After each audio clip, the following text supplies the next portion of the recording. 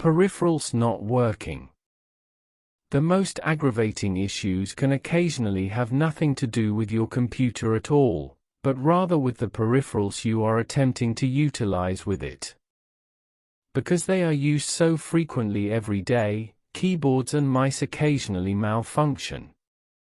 Other devices, like microphones or presentation-based remotes, can have challenging setup procedures that could lead to problems in the future. Any user would not choose to experience costly and inconvenient downtime caused by one of these devices not functioning properly. Solution: when an external device is not functioning, the connection to the computer should be checked first. Ports might get blocked or cables can easily break.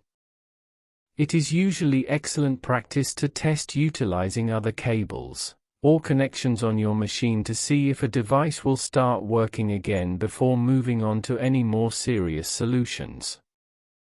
You can try reinstalling drivers to see if it resolves the issue if the cable or device itself is not the problem. The software that your PC uses to interact with and effectively use devices is known as drivers.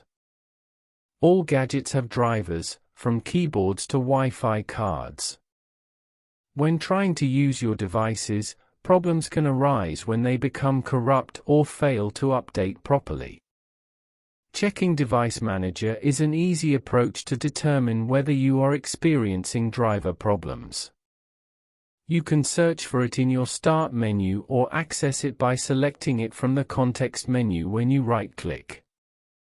You will see a list of all the hardware connected to your computer once you are in Device Manager. There will be an exclamation point next to any hardware item that has problems. This indicates that while your computer has recognized the device, it is not functioning properly.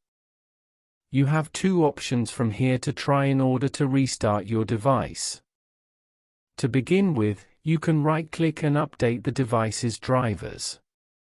Although it will necessitate a restart, this is a quick and simple way to apply this fix. Try reinstalling the drivers if updating does not resolve the issue.